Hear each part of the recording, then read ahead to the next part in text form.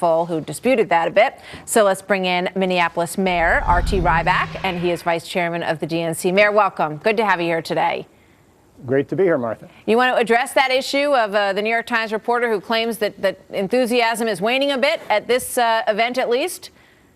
I don't think anybody questions whether Barack Obama can draw a crowd. And, you know, I've been all over this country on this campaign, and it's really amazing that for months and months and months, people have not only been showing up at rallies, but willing to go in and make the phone calls. I remember being in Cedar Falls in February, and it's 10 o'clock on a Tuesday, and people have been making calls all day. I was in Milwaukee last week, and it's hotter than heck, and people are jammed into a living room organizing. People have been doing incredible things for the president, and they'll keep doing it because they know that this president's focused on the middle class, and they know that we've got a campaign here that's going to focus on shifting money away. I want to ask you, I mean, clearly this is given a shot in the arm, as it usually does. You know, vice presidential pick, they brought in, I think, $5 million in 24 hours after this pick. Are you concerned that that kind of enthusiasm and excitement is going to be tough to match for an incumbent president?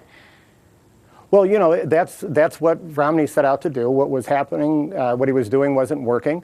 And we also know that with Sarah Palin, there was a huge surge of enthusiasm, and that's great. I'm really happy that people who are extremely conservative can be happy with an extremely conservative candidate, but this is not a country that right now needs more ideologues. Washington has real challenges because the Republicans in Congress have chosen to be very, very extreme, and now the architect of a lot of those policies is on the ticket. I just have a couple minutes, and I want to get to Medicare, and I want to play this piece of sound from Paul Ryan on the 60 Minutes interview last night. It was not, this part didn't air, but in it he started by saying that his mother is a Medicare recipient in Florida, and then he said this.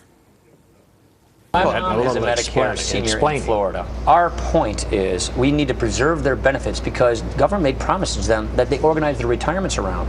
In order to make sure we can do that, you must reform it for those of us who are younger. And we think these reforms are good reforms. They have bipartisan origin. They started from the Clinton Commission in the late 90s. There's a new Obama-Biden video out this morning in which, you know, some people in Florida say, well, I don't want my benefits taken away. And they're clearly over the age of 55. But that is not what is in this plan. It wouldn't affect anybody who's over the age of 55. Well, if Paul Ryan wants to extend the solvency of Medicare, he should support the fact that the president has extended it for 12 years, and including the fact that the president's taken waste out of there and unnecessary payments to insurance companies. All that is good. But the challenge is when you look at what Paul Ryan is proposing on Medicare and what he proposed on Social Security, it's turning a solid system into a risky one. Stop and think what would have happened if we would have supported. It's not a solid system, though, Mayor. I got to jump in. It's not a solid system. It's going to go absolutely bankrupt in the next 12 years. To say that Medicare is a solid system, do you really believe that Medicare is a solid system going forward? I believe the president extended that 12 years, and that's helpful. I believe we need to continue to move further, but I don't think it's at all wise to do a risky scheme similar to what the President Bush wanted to do with Social Security. Let me ask you this: in terms of the $500 billion that the president is going to carve out of Medicare, the president has already said that he will cut Medicare by $500 billion. Some of the estimates go higher than that, but that's the CBO number that they match. But yet has not started to document exactly where that fraud and waste and abuse that's cut out of the system, $1 billion a year, I think, is going to come from. We haven't heard any details on that. The president has talked about how unnecessary payments to insurance companies and some of the fraud and waste can and should be cut. And not only does the president believe that, but Paul Ryan believes it because those savings are directly in his budget. So let's get back to the basics. What we really see is Paul Ryan, now with apparently Mitt Romney's support, wants to end Medicare as we know it. And as I say, had we done these sort of risky schemes with Social Security, as Bush and Ryan proposed, think what would have happened when the stock market collapsed. Let me just ask you one thing, though. Is it disingenuous, because I just watched this Obama-Biden ad this morning, is it disingenuous to suggest that older people in this country should be concerned that their benefits will be cut? Isn't that disingenuous?